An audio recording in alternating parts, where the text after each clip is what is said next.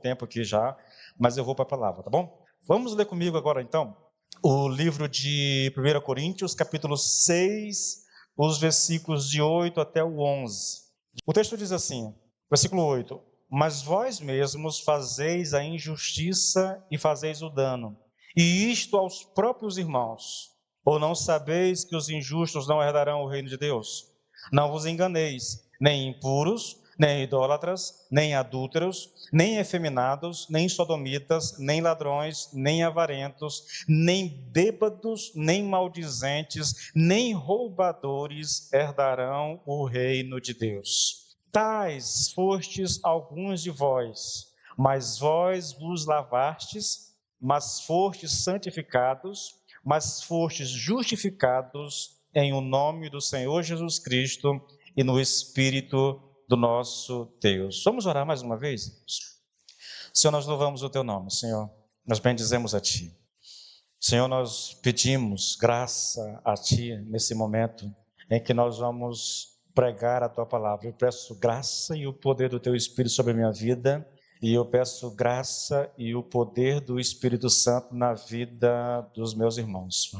Que o Senhor possa, de fato, falar ao nosso coração, Senhor, que a tua palavra realmente alcance o nosso coração no poder do Espírito Santo, Senhor, em o nome do Senhor Jesus Cristo.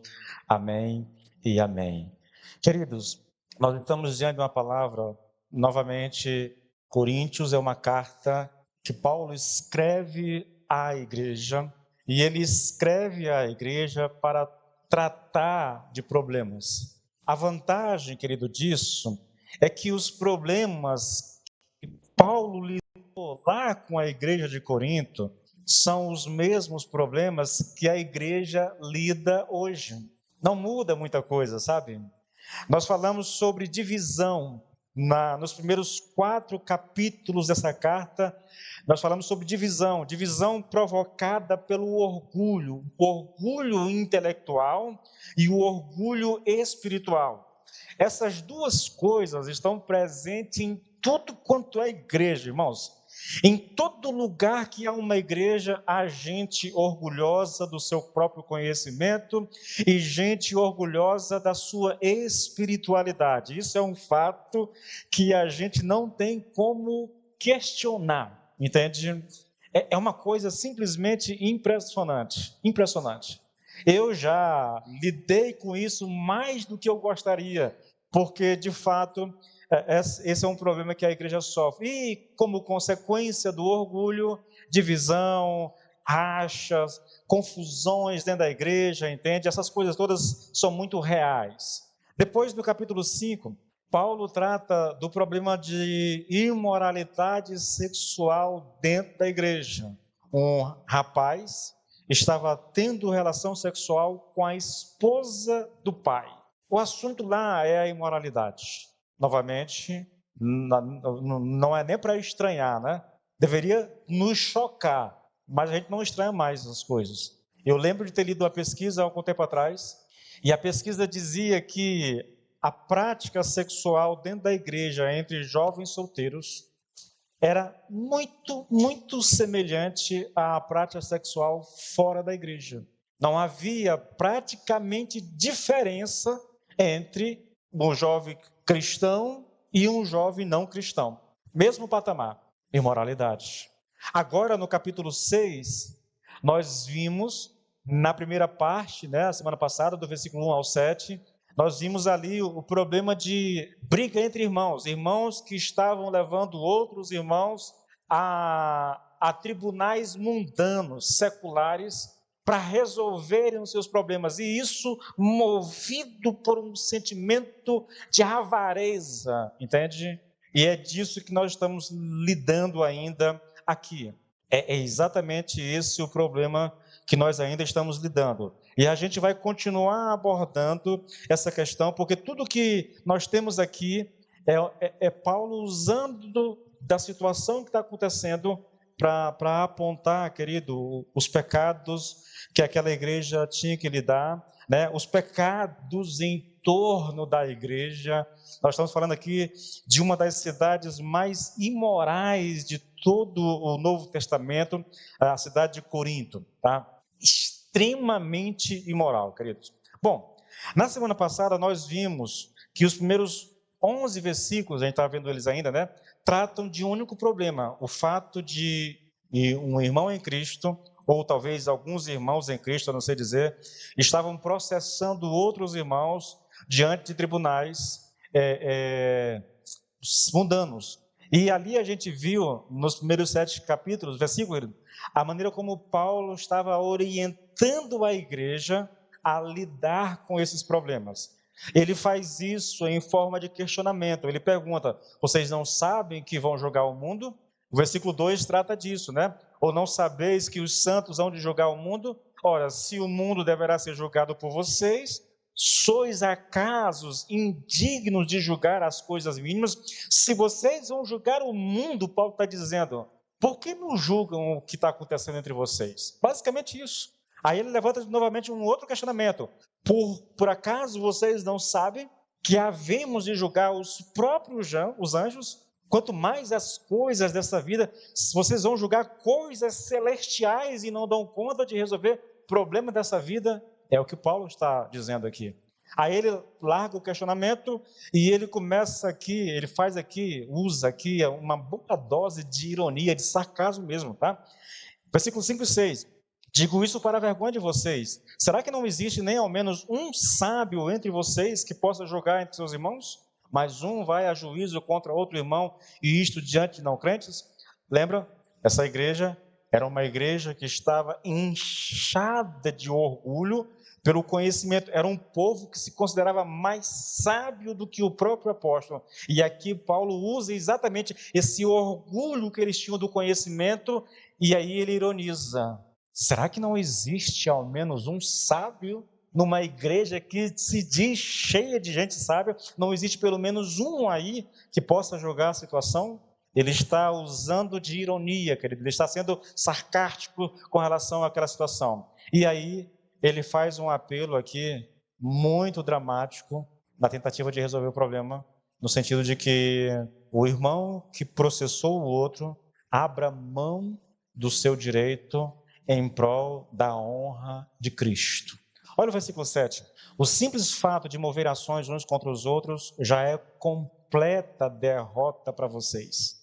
Só o existir o problema, isso já é uma derrota para vocês. Aí ele pergunta: por que não preferem sofrer injustiça? Por que não preferem ficar com o prejuízo?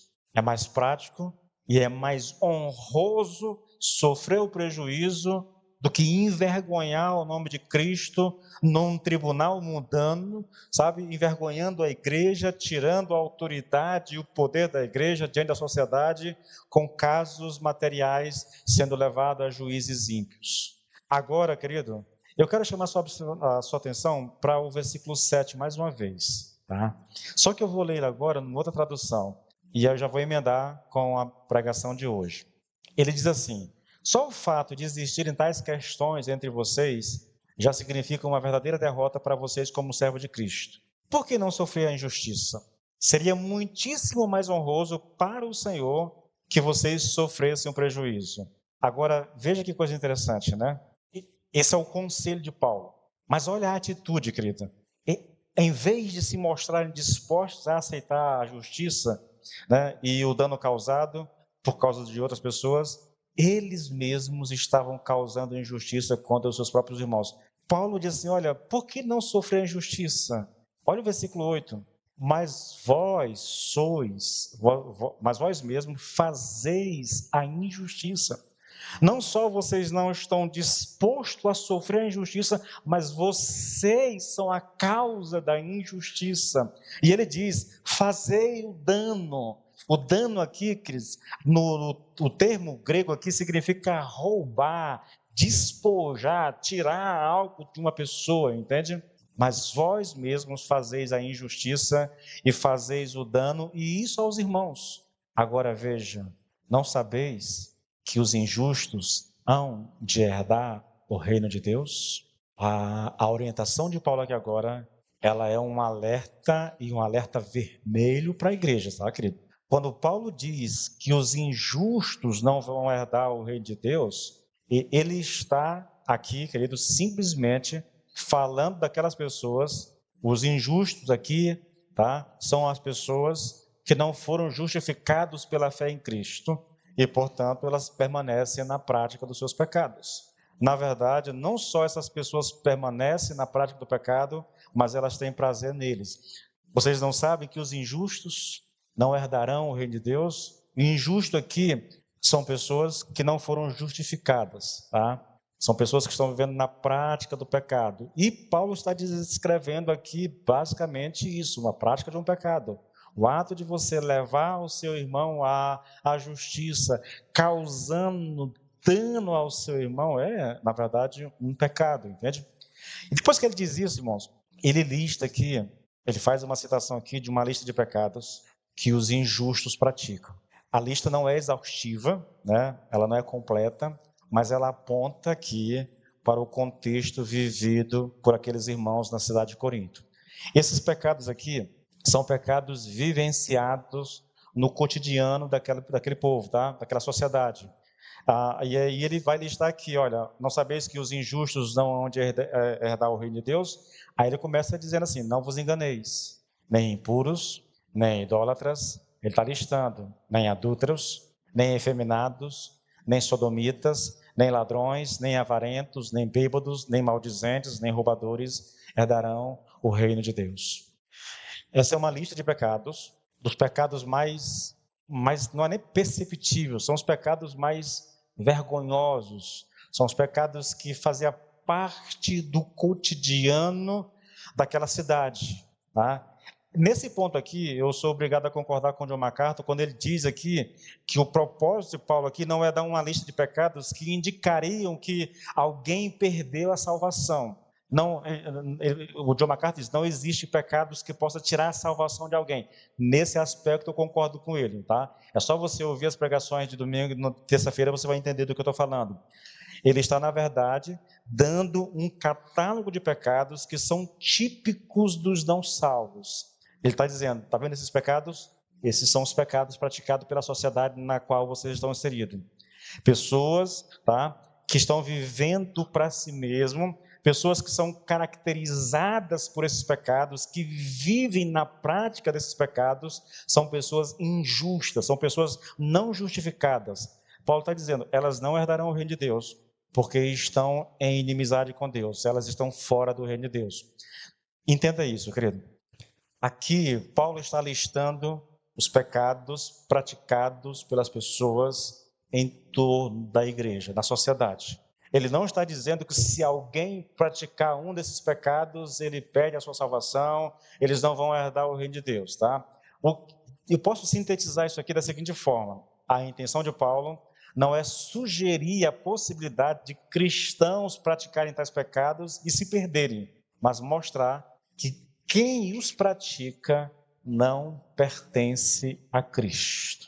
É muito importante que você entenda isso aqui, porque isso aqui, querido, tem a ver com a nossa vida e com o nosso dia a dia. Paulo não está dizendo aqui que um irmão perde a sua salvação se praticar essas coisas. Não é isso que ele está falando. O que ele está falando é o seguinte: quem vive na prática desses pecados não pertence a Cristo.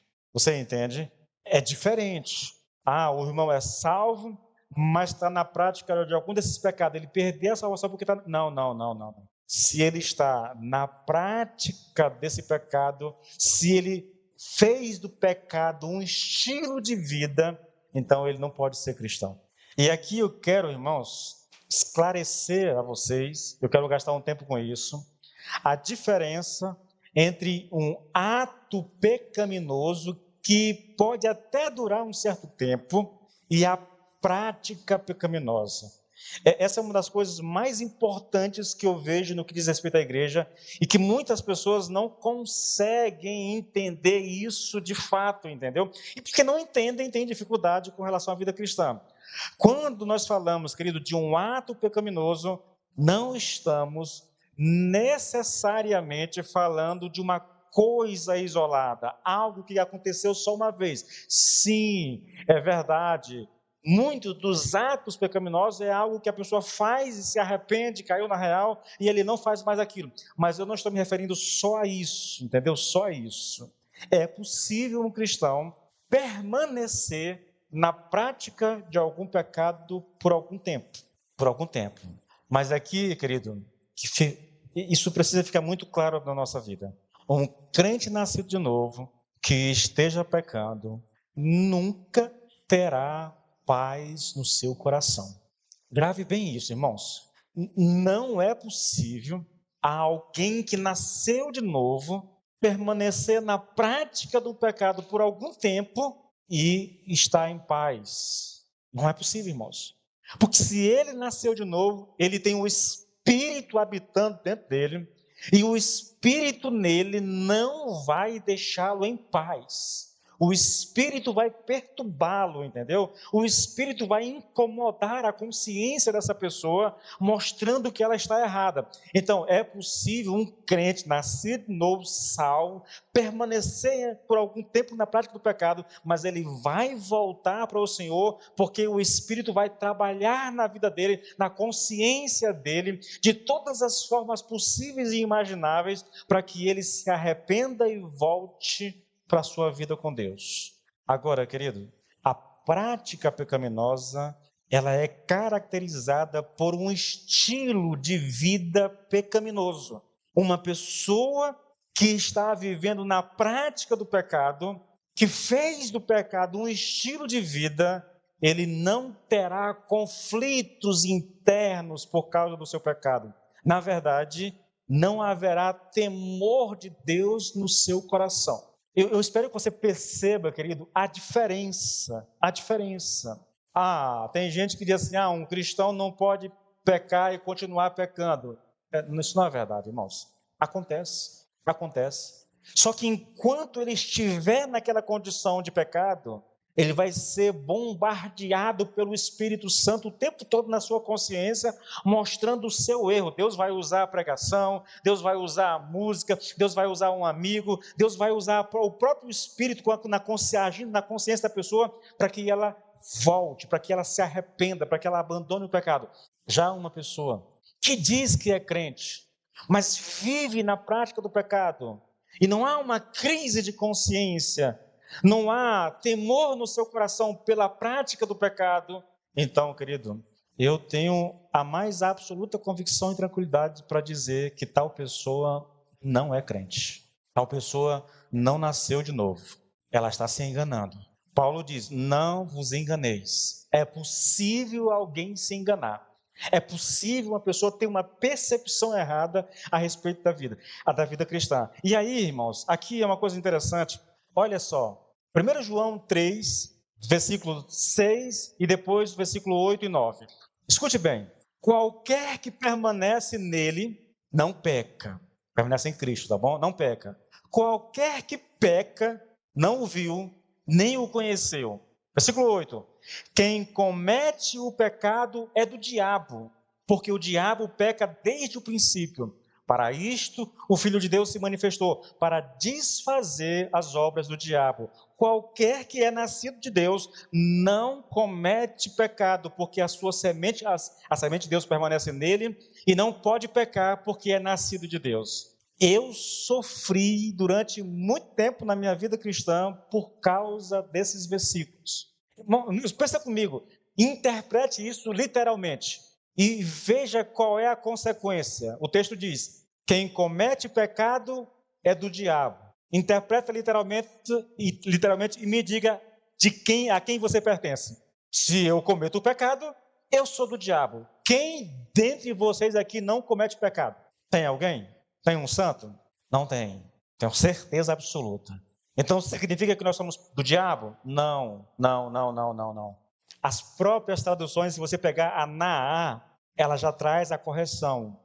Quem vive na prática do pecado é do diabo. É essa o entendimento, e foi isso que João disse.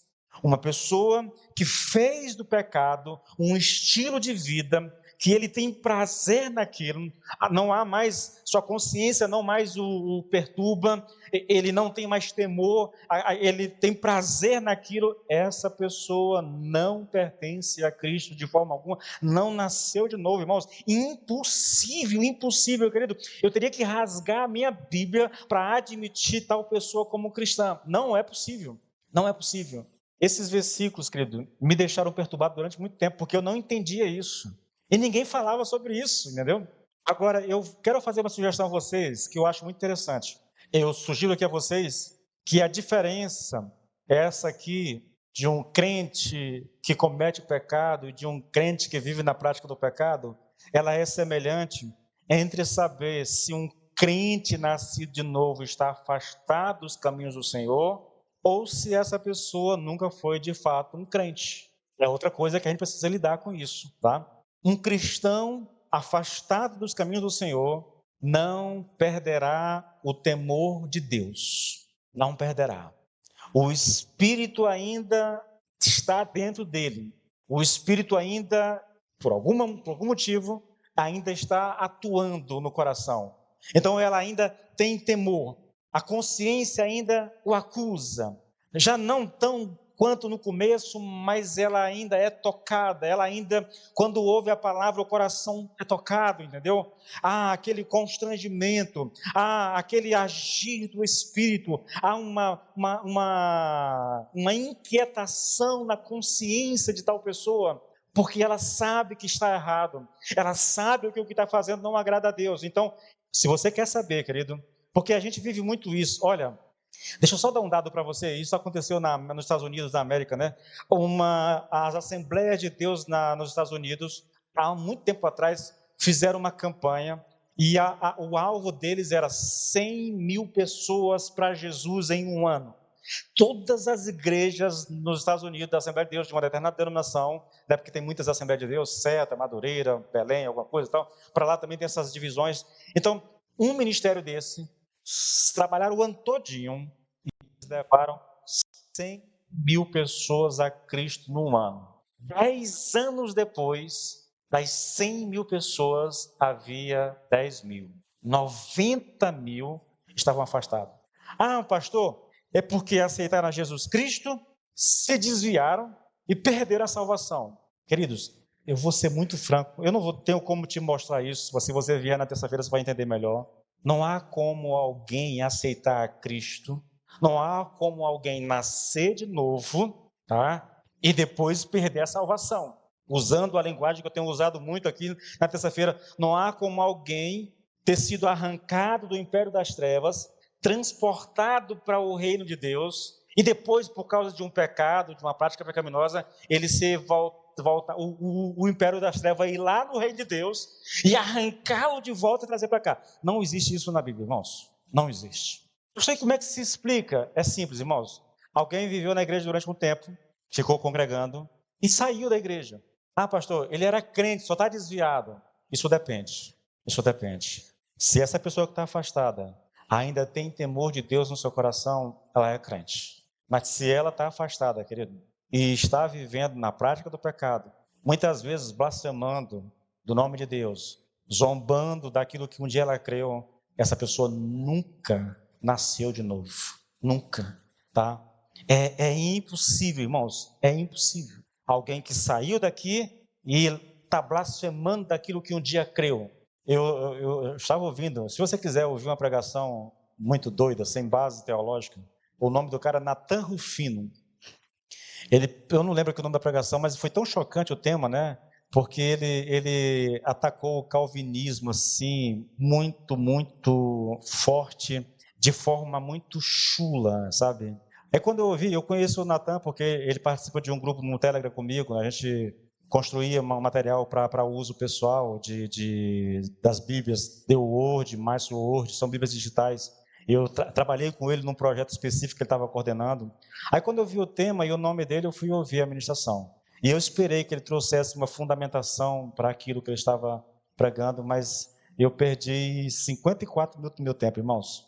E ele falou dos seus ressentimentos com essa questão de calvinismo, de experiências de pessoas que criam no calvinismo, que estavam vivendo depressão, que tentou se suicídio, e usou um monte de coisas, mas não citou a Bíblia. E eu digo, mas rapaz, eu perdi meu tempo. Olha uma texto, ele diz que não existe esse negócio, e ele usou esse texto que eu vou citar aqui, de maneira jocosa, zombeteira, escarnecendo mesmo, como se isso fosse dito por pessoas idiotas, entendeu? É o que eu estou dizendo para você. Se uma pessoa estava aqui e se afastou, e lá no mundo ela começou a zombar daquilo que cria, a viver de maneira pior do que um próprio mundano, a gente diz assim, essa pessoa nunca foi crente. Ela ficou na igreja, e ele zomba disso lá na pregação dele lá. Mas olha o texto, irmãos. Olha o texto. 1 João 2, versículo 18 e 19. Escute bem, eu vou ler uma tradução bem fácil de compreender. Filhinhos, chegou a hora final deste mundo. Vocês já ouviram falar do anticristo que vem, e já apareceram muitas pessoas assim, muitos anticristos, tá? Não pense em anticristo aqui como alguém com poder, alguma coisa. Não, anticristo é quem é contra Cristo, tá? E já apareceram muitas pessoas assim. Isso nos deixa ainda mais convencidos de que o fim está próximo. Essas pessoas, preste muita atenção, querido, essas pessoas costumavam ser membros das nossas igrejas, mas na realidade nunca foram dos nossos, senão teriam permanecido conosco. Quando nos deixaram, isso provou que elas não eram absolutamente dos nossos. Quem são essas pessoas? Essas pessoas das quais João está falando aqui são as pessoas que estão atacando a fé cristã, zombando daquilo que um dia creram. Provavelmente líderes da igreja que saíram e agora estão atacando a igreja, entende? Então é possível, querido, alguém ficar na igreja durante um tempo, aqui na cidade, sem nomes, tá? Todo mundo que deve conhecer a pessoa viveu uma vida na igreja, aí de repente se afastou da igreja, e aí começa a postar foto, vestida indecentemente, em bares, essa coisa toda, e aquela. E nos dizeres embaixo, é mais ou menos assim: eu vivi uma escravidão, enquanto eu estava na igreja eu não podia, eu não era feliz, agora eu estou curtindo a vida, agora eu sou feliz, agora isso, aquilo. Querido, você pode ir atrás, nunca nasceu de novo, era uma pessoa religiosa, estava na igreja, mas o Espírito nunca habitou o coração dela, porque se habitasse, não fazia o que faz e não dizia o que diz. É muito simples, irmãos, essas coisas, fáceis de ser entendido. Mas vamos voltar para o nosso texto, tá bom? Porque o tempo aqui está se esgotando. Veja, eu quero mostrar a vocês a aplicação para os cristãos de Corinto, que Paulo está fazendo aqui, nesses versículos aqui, de 9 a 11. Ele está dizendo assim: por que então vocês continuam vivendo como os não salvos? Ou seja, como os injustos? Por que vocês continuam voltando aos caminhos da sua vida antiga, a vida da qual Cristo os salvou? A atitude de vocês indica que alguns estão voltando às mesmas práticas que tinham antes de serem salvos. Isso estava acontecendo com a igreja. É por isso que Paulo diz: ou não sabeis que nem impuros, nem idólatras, nem imorais, nem afeminados, nem sodomitas, nem beberrões, nem nenhum dessas pessoas herdarão o reino de Deus? Por que ele diz isso, querido? Não é que aquelas pessoas perderam a salvação, mas por algum motivo, alguns deles estavam voltando às práticas antigas.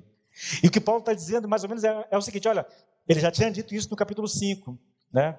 No capítulo 5, no 5 mesmo. Sejam quem vocês são.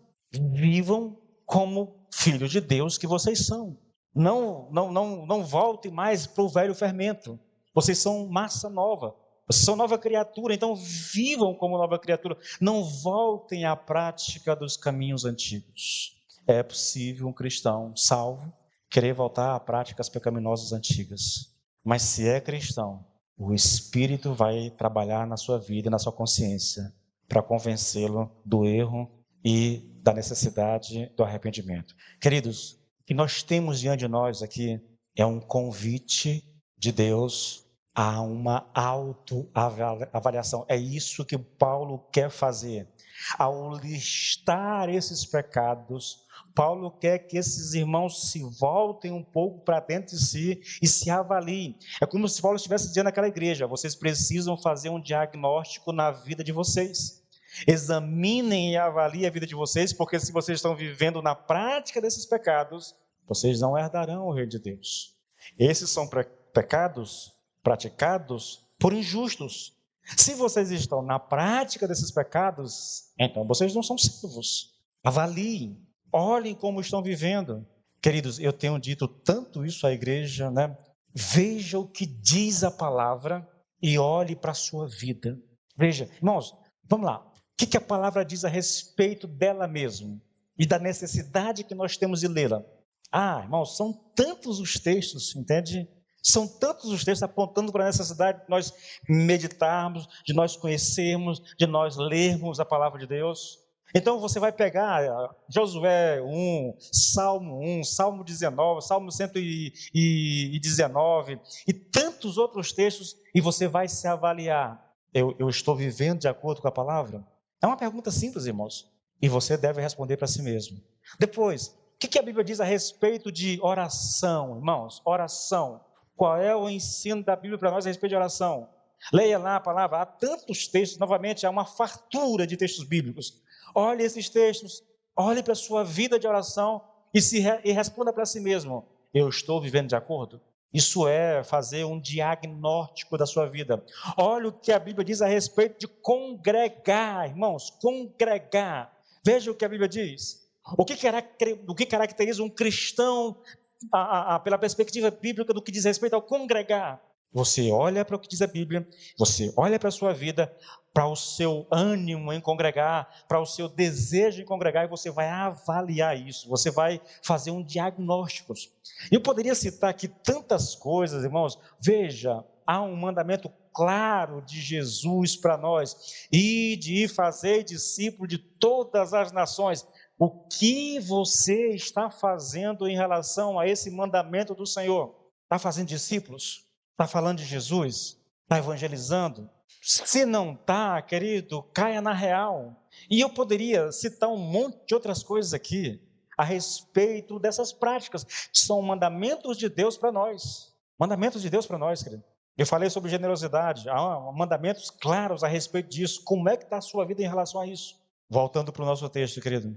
O texto diz: não vos enganeis, nem impuros, nem idólatras, nem adúlteros, nem efeminados, nem sodomitas, nem ladrões, nem avarentos, nem bêbados, nem maldizentes, nem roubadores herdarão o reino de Deus. Agora eu quero convidar você para sondar o seu coração, até onde der o tempo, tá bom? Vamos começar com a palavra impuros. Impuros. Não sei se você se recorda, mas no capítulo 5 nós vimos quase todas essas práticas pecaminosas citadas por Paulo, tá?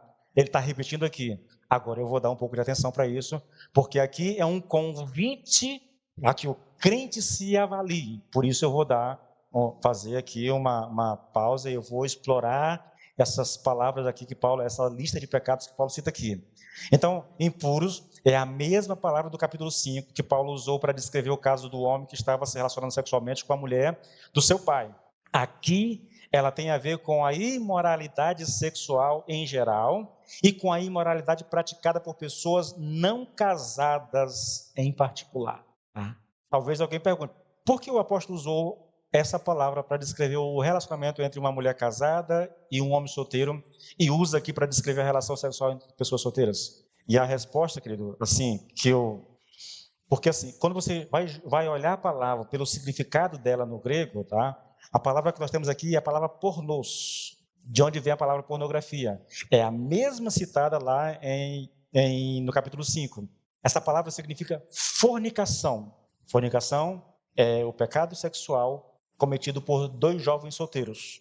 A fornicação fala do pecado entre solteiros, sexo entre pessoas solteiras, tá? E é por isso que alguns comentaristas até acreditam que lá Paulo não está falando da mulher como se ela estivesse vivendo com o marido e tendo relação com o filho. Alguns acreditam que o marido já tinha morrido, ou a mulher estava separada, porque era inadmissível pensar, né? E aí a palavra leva a crer, porque ela significa fornicação, sexo entre solteiro, leva a crer que é isso. Mas eu mantenho a minha posição, se você tiver dúvida, só você olha lá, tá bom? O pecado era tão absurdo que nem os ímpios praticavam algo tão... Deixa eu mudar aqui. Algo tão horrível quanto aquele pecado. Por isso que eu acredito que o pecado exatamente era entre a mulher casada e que estava tendo relação com o pai e com o filho simultaneamente, tá? Ao mesmo tempo. Uma explicação possível, querido, é que no capítulo 5, Paulo tenha usado essa palavra para se referir a todo tipo de imoralidade sexual, inclusive o caso que ele estava tratando lá. Entretanto, no texto aqui, em Romanos 6, o texto aqui, Paulo está descrevendo minuciosamente a situação de Corinto em relação à imoralidade sexual entre os seus cidadãos. E sabe uma coisa? Isso é interessante demais, irmãos.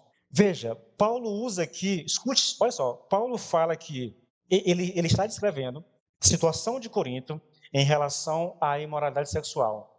E ele cita aqui 5 categorias de pecado relacionado à questão da imoralidade sexual.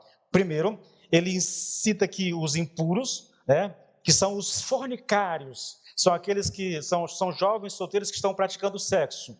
Depois ele cita a idolatria, irmãos, a idolatria. Mas o que tem a ver a idolatria com... A idolatria aqui tem a ver com o sexo religioso. Vou falar disso mais na frente, tá bom? Depois ele cita os adúlteros. Aí ele está falando do sexo entre pessoas casadas. Depois ele cita os efeminados, e aí ele está descrevendo a homossexualidade passiva. E depois ele cita a sodomia, que é a homossexualidade ativa. Então veja como Paulo é específico. E esses pecados pairavam sobre a cidade de Corinto, era algo comum, normal, tá? Fazia parte da vida das pessoas. O sexo entre pessoas solteiras, o sexo religioso, o sexo entre pessoas casadas, o sexo entre homens, citando aqui o passivo e o ativo na relação. Ele está especificando tudo. Ele está sendo minucioso com relação a isso, querido. Agora veja, querido, a imoralidade sexual é um pecado muito, muito moderno, atual. Hoje nós temos isso retratado em livros, em revistas, em filmes, na televisão, tá? Como uma espécie de norma de vida. É normal, é comum.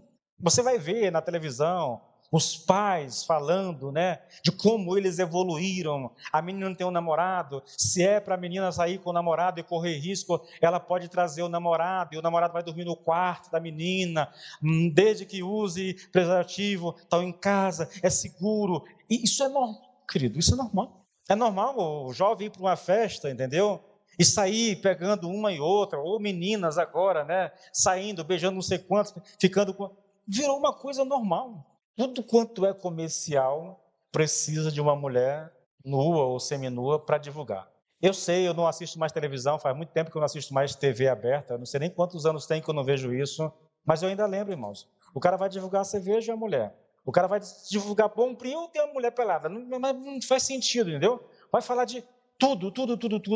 Por quê? Porque nós somos uma sociedade sensual, nós temos prazer na sensualidade, nós gostamos da imoralidade. Os filmes, então, nem se fala, querido, livros e tudo mais, isso é parte do nosso cotidiano. Na verdade, se um jovem disser que quer casar virgem, ele vai sofrer bullying, vão escarnecer, vão fazer piada. Eu já ouvi falar até de entre crentes, irmãos. E a menina dá em cima do cara, e o cara quer ser santo, não quer casar, não quer ter relação sem... E a menina fica dizendo assim, mas agora tu... Aí vai chamar o cara desculpa a expressão, de viado, de gay, não sei o que tem lá. Só porque o cara não quer manter os seus votos com Deus, quer casar virgem. Casar virgem hoje é uma coisa assim meio que estranha, né? Parece assim que a gente voltou assim alguns séculos atrás. Por quê?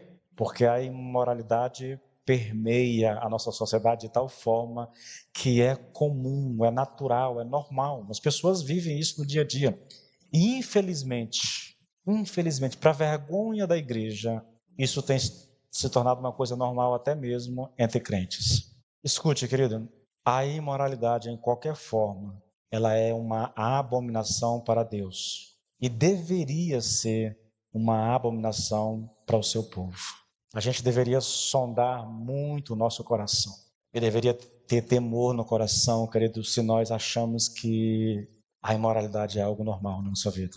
Eu sei que o homem sofre mais do que a mulher nesse aspecto. Tenho consciência disso. Mas também sei que hoje é muito comum entre as mulheres olhar para um homem e hoje está de um jeito que eu cheguei a ver uma mulher ajoelhada pedindo o homem em casamento. O negócio está complicado. É complicado.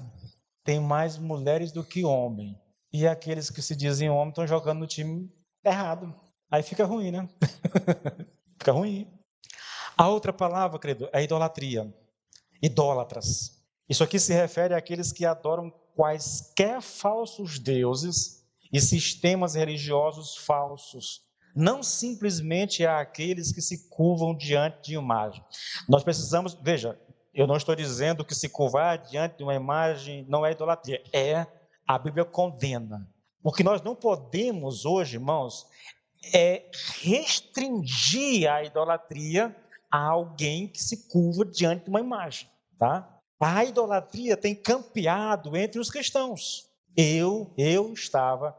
pastor, é antiético, não estou nem aí para ética nessas horas, irmãos. Eu estava num show da banda Novo Som, nem existe mais, só o Alex está por aí cantando ainda. Banda Novo Som. É do teu tempo, Lucas? Novo Som? Conheceu? Acho que aqui só eu e tu e a minha esposa, os irmãos nem... Os irmãos novos não conhecem Novo Som. Novo Som. Lá em Imperatriz, o Alex, com aquela voz melosa, cantando aquelas músicas românticas, a mulher, não é crente, querido, não é crente, ela está no meio lá, mas não é crente. A mulher tira a calcinha e joga em cima do pau. Aí não importa se ela é crente ou não é, né? Era um show evangélico. O estrago está feito.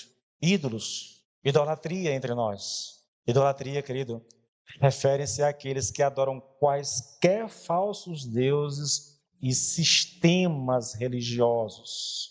É possível que uma pessoa idolatre a sua própria denominação, o seu próprio pastor.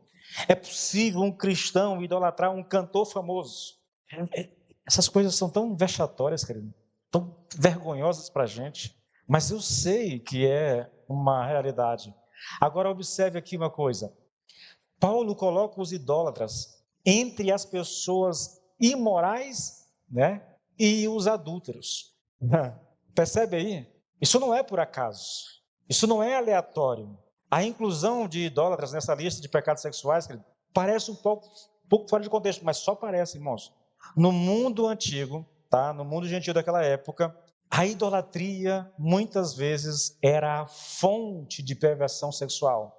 É só você lembrar aí, querido, das profetisas da deusa Afrodite. Eu vou falar sobre isso daqui a pouquinho, o templo, né? O templo era uma das oitavas maravilhas do mundo, rodeado de salas. Naquelas salas ficavam as mulheres que serviam a deusa, são as suas profetisas. E o culto dessas mulheres à sua deusa, a deusa do amor, era através do sexo e do álcool. Era a prática corriqueira. Dizem que é lenda, mas muitos historiadores falam sobre isso, que no final do dia, 1000 sacerdotisas desciam do templo de Afrodite até a cidade em busca de homens para cultuar a sua deusa. Prática comum, irmãos, daquela época. Prática comum. E fora isso, você tem na Bíblia, tá? Aquilo que a Bíblia chama de prostitutos cultuais, ou prostitutas cultuais. Com relação ao templo de Afrodite, irmãos, era o maior edifício da cidade de Corinto. Entendeu? Ali prosperava lado a lado a idolatria e a imoralidade. Há uma coisa aqui interessante com relação a essa questão da idolatria. A idolatria, alguém disse, é um triste exemplo do que acontece quando tentamos fazer com que a religião seja mais fácil. Mais fácil. Aí ele vai explicar isso. Um ídolo não surge como um Deus. Começava simbolizando a um Deus e a função dele era facilitar o culto do Deus, provendo de algum objeto no qual se localizasse a presença do mesmo. Você vai ver isso entre o próprio povo de Deus. Lá em Êxodo 32, lá no versículo 5, está escrito assim: Arão, vendo isso, edificou um altar de bronze, um altar diante do bezerro, e fez a seguinte proclamação: Amanhã haverá festa ao Senhor. Eles estão usando a imagem de um bezerro para adorar o Senhor. Facilita a adoração. Eu estou vendo o objeto da minha adoração. A ideia é, eu não estou adorando o objeto em si. Ele é só uma representação do Deus a quem eu sirvo. Se você se convence com isso, tudo bem. Mas quem escreveu isso aqui continua dizendo o seguinte: mas muito em breve, os homens começarão a adorar não ao Deus que estava atrás do ídolo, mas sim o próprio ídolo. Um dos perigos crônicos da vida é que os homens adorarão sempre o símbolo em lugar da realidade que existe, o que reside atrás dos mesmos. Sabe uma coisa que eu vejo perigosa na igreja? O copo de água ungido. Crentes viciados em programas evangélicos que colocam o copo em cima da televisão, esperando a hora em que o pastor lá em São Paulo vai orar ungindo a água. E aí você está ali, depois da oração, você bebe a água ungida para receber o seu milagre.